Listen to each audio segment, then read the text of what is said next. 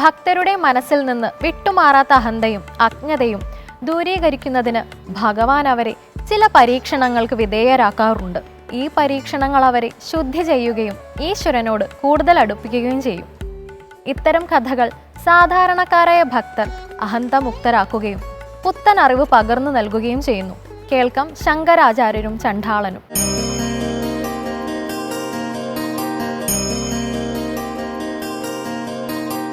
എല്ലാവർക്കും ഹൃദയം നിറഞ്ഞ നമസ്കാരം.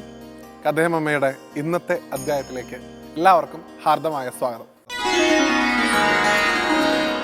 ശങ്കര ഭഗവത്പാദരെ കുറിച്ച് എത്രയൊക്കെ പറഞ്ഞാലും അദ്ദേഹത്തിൻ്റെ മഹത്വം തീരുന്നില്ല. ആചാര്യൻ എന്നുള്ള ശബ്ദം കൊണ്ട് ഓരോ ഗ്രന്ഥങ്ങളിലും നമ്മൾ ആചാര്യൻ എന്നുള്ള ശബ്ദം എവിടെയൊക്കെ കാണുന്നോ അവിടെ പ്രത്യേകിച്ച് ഏത് ആചാര്യൻ എന്ന് എടുത്തു പറഞ്ഞിട്ടില്ലെങ്കിൽ ആ ആചാര്യ ശബ്ദം കൊണ്ട് ഉദ്ഘോഷിക്കുന്നത് ശങ്കര ഭഗവത്പാദരെയാണ് എന്നാണ് കാഞ്ചി പെരിയവ പറഞ്ഞിട്ടുള്ളത്. ബാക്കിയുള്ള ഏത് ആചാര്യന്മാരാണെങ്കിലും അവരുടെ പേര് അതിൻ്റെ കൂടെ ഉണ്ടാവും. വെറും ആചാര്യൻ എന്ന് മാത്രമാണ് പറഞ്ഞിട്ടുണ്ടെങ്കിൽ അത് ശങ്കര ഭഗവത്പാദരാണ് എന്നാണ്. അത്ര മഹത്വമുള്ള മഹാദേവൻ്റെ അംശാവതാരമായിട്ടുള്ള ഒരു മഹാത്മാവാണ് അദ്ദേഹം. അദ്ദേഹത്തിൻ്റെ ജന്മം നമ്മുടെ കേരളത്തിൻ്റെ പുണ്യം കൊണ്ട് ഇവിടെ കേരളത്തിലാണ് ഉണ്ടായത് എന്നുള്ളത് നമുക്കും അഭിമാനിക്കാവുന്ന ഒന്നാണ്. അദ്ദേഹത്തിൻ്റെ പ്രയത്നം കൊണ്ടാണ്, ഞാൻ പറഞ്ഞിരുന്നു പലതവണ കഥേമമ്മയിൽ തന്നെ നമ്മൾ പരിചയപ്പെട്ടിട്ടുണ്ട്, സനാതനധർമ്മം എന്ന് നമ്മൾ ഇന്ന് വിളിക്കുന്ന ഈ ധർമ്മം പല മതങ്ങളായിട്ട് വിഘടിച്ച് നിൽക്കുകയായിരുന്നു. വിഷ്ണുവിനെ ആരാധിക്കുന്നവരുടെ വൈഷ്ണവ മതം, ശിവനെ ആരാധിക്കുന്നവരുടെ ശൈവമതം, ശാക്തേയ മതം, ഗാണപത്യ മതം, ഇങ്ങനെ നിരവധി മതങ്ങളായിട്ട് ഭിന്നിച്ച് നിന്നിരുന്ന ഹിന്ദു സമൂഹത്തെ അദ്വൈതം എന്നുള്ള ഒറ്റ ആശയം കൊണ്ട് ഒറ്റ മാലയിൽ കോർത്ത മുത്തുപോലെ മനോഹരമായിട്ടുള്ള ഒരു ധർമ്മാക്കി മാറ്റി ഇന്ന് നമ്മളെയൊക്കെ സ്വാഭിമാന ഹിന്ദു എന്ന് വിളിക്കപ്പെടുന്ന രീതിയിലേക്ക് മാറ്റാൻ ആ മഹാത്മാവ് ഈ കേരളം തൊട്ട് അങ്ങ് കാശ്മീർ വരെ സഞ്ചരിച്ചതിൻ്റെ പാത, അതിൻ്റെ ചരിത്രം നമ്മൾ മനസ്സിലാക്കേണ്ടതായിട്ടുണ്ട്.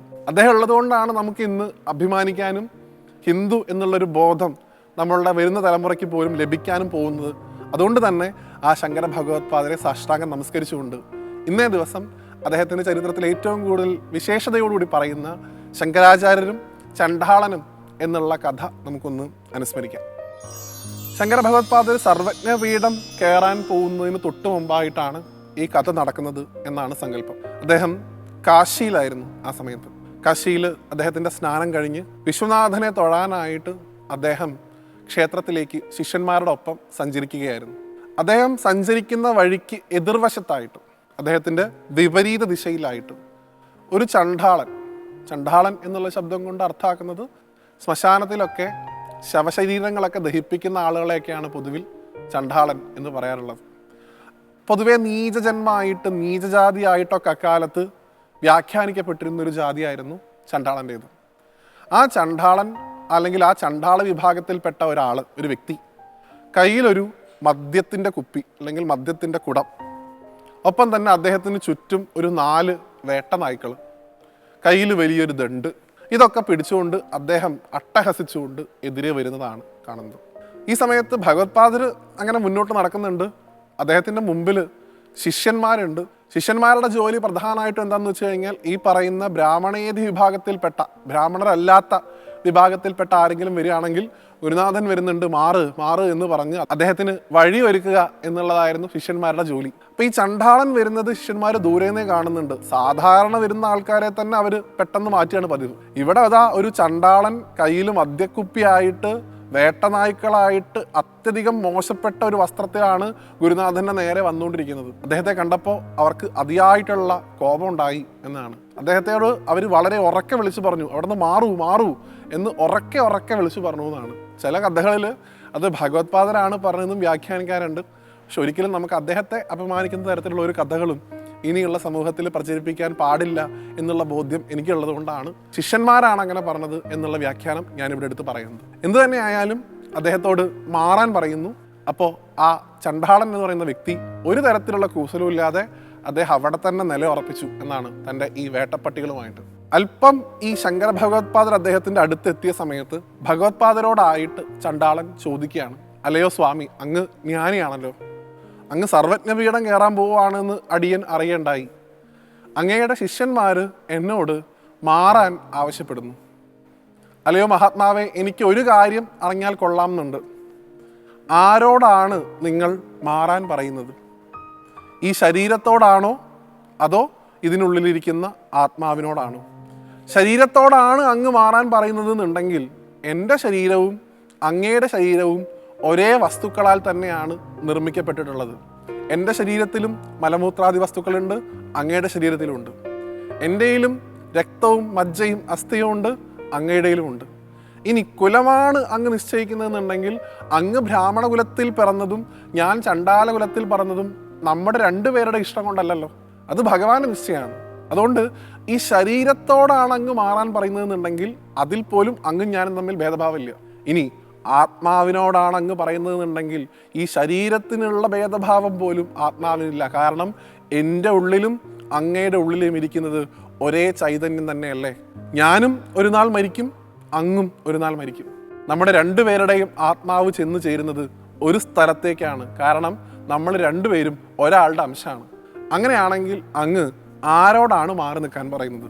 ഈ ശരീരത്തോടാണോ അതോ നമ്മളിൽ തുല്യതയുള്ള ആത്മാവിനോടാണോ എന്ന് ആ ചണ്ഡാളൻ ചോദിക്കുന്നുണ്ട്. ഈ ചോദ്യം ചോദിച്ച സമയത്ത് ഭഗവത്പാദർക്ക് തൻ്റെ ഉള്ളിൽ എന്തോ ഒരു പുതിയ പാഠം താൻ പഠിച്ചൊരു പ്രതീതിയാണ് ഉണ്ടായതെന്നാണ്. ആ സമയത്ത് അദ്ദേഹത്തിനെ നമസ്കരിക്കാനാണ് ഭഗവത്പാദർക്ക് തോന്നിയതെന്നാണ്.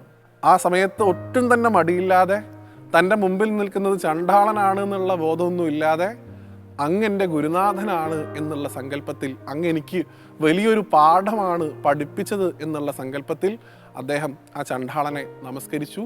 മാനുഷി പഞ്ചകം എന്ന് പറയുന്ന പ്രസിദ്ധമായിട്ടുള്ള ശ്ലോകം അദ്ദേഹം അവിടെ വെച്ച് രചിച്ചു എന്നുമാണ്. അതായത് തൻ്റെ മുമ്പിൽ കാണുന്ന വ്യക്തി ആരോ ആയിക്കൊള്ളട്ടെ, അവൻ ഏത് കുലത്തിൽ ജനിച്ചവനോ ആയിക്കൊള്ളട്ടെ, ഏത് വിഭാഗത്തിൽപ്പെട്ട ആൾക്കാരായിക്കോട്ടെ, ഏത് ലിംഗത്തിൽ പിറന്നവനായിക്കോട്ടെ, ആരോ ആയിക്കൊള്ളട്ടെ, അവൻ അറിവുള്ളവനാണെങ്കിൽ, അവനിലുള്ള ബ്രഹ്മതത്വത്തെ അവൻ തിരിച്ചറിഞ്ഞിട്ടുണ്ടെന്നുണ്ടെങ്കിൽ അവനിൽ ഗുരുനാഥനെ കാണാൻ ഈ ധർമ്മം നമ്മളെ പഠിപ്പിക്കുന്നു. അതുകൊണ്ടാണ് ഭഗവത്പാദർ അദ്ദേഹത്തെ നമസ്കരിച്ചത്. അങ്ങ് പഠിപ്പിച്ചു തന്നു, എൻ്റെ ഉള്ളിലുള്ള ഒരു ചിന്തയെ അങ്ങ് കൂടുതൽ തിരിയിട്ട് കത്തിച്ചു. അങ്ങും ഞാനും ഒന്നാണ് എന്നുള്ള ബോധ്യം അങ്ങ് ഞങ്ങൾക്ക് ഉണ്ടാക്കി തന്നു. അല്ലയോ ചണ്ഡാള മഹാത്മാവേ, അങ്ങ് യഥാർത്ഥത്തിൽ ആരാണ് എന്ന് ഭഗവത്പാദർ ചോദിക്കുന്ന സമയത്ത് ആ ചണ്ഡാളൻ്റെ രൂപം അങ്ങോട്ട് മാറി ഭഗവാൻ കാശി വിശ്വനാഥൻ്റെ സ്വരൂപത്തിൽ ആ മഹാത്മാവിൻ്റെ മുമ്പിലേക്ക് ഭഗവാനായിട്ട് തന്നെ ചണ്ഡാളൻ്റെ ദർശനം ഉണ്ടായി എന്നാണ്. മഹാദേവനാണ് ആ ഭഗവത്പാദരെ ഈ ഒരു പാഠം കൂടെ പഠിപ്പിക്കാൻ, അല്ലെങ്കിൽ ഈ ഒരു ലീല, ഇതിനെയൊന്നും പാഠം എന്ന് നമുക്ക് പറയേണ്ടതായിട്ടില്ല. കാരണം ഭഗവത്പാദർക്ക് അറിയാത്തതല്ല ഇത്, മഹാദേവൻ ഇത് പഠിപ്പിക്കേണ്ട ആവശ്യമില്ല. ഇത് നമുക്ക് വേണ്ടിയിട്ട് അവർ രണ്ടുപേരും ചെയ്ത ഒരു ലീലയായിട്ട് കണ്ടതുകൊണ്ട് ആ പാഠം നമ്മളും നമുക്ക് ശേഷം വരുന്ന തലമുറയും പഠിക്കേണ്ടതായിട്ടുണ്ട് എന്ന് ഓർമ്മപ്പെടുത്തിക്കൊണ്ട് ആ ചണ്ഡാളൻ്റെ സ്വരൂപത്തിൽ വന്നു നിൽക്കുന്ന ആ സാക്ഷാൽ കാശി വിശ്വനാഥനെയും നമ്മുടെയൊക്കെ തന്നെ ആദിഗുരുവായിട്ടുള്ള ആ ജഗത്പിതാവായിട്ടുള്ള ശങ്കരാചാര്യസ്വാമിയെയും സാഷ്ടാംഗം നമസ്കരിച്ചുകൊണ്ട് ആ അദ്വൈത സിദ്ധാന്തം നമ്മുടെ മനസ്സിൽ എപ്പോഴും ഉണ്ടാവണേ എന്ന് അവരോട് രണ്ടുപേരോടും പ്രാർത്ഥിച്ചുകൊണ്ട് ഈ ഒരു കഥ അവരുടെ പാതാരവിന്ദങ്ങളിൽ സമർപ്പിക്കുന്നു. മറ്റൊരു കഥയുമായിട്ട് വീണ്ടും കാണുന്നവരെ എല്ലാവർക്കും നന്ദി, നമസ്തേ.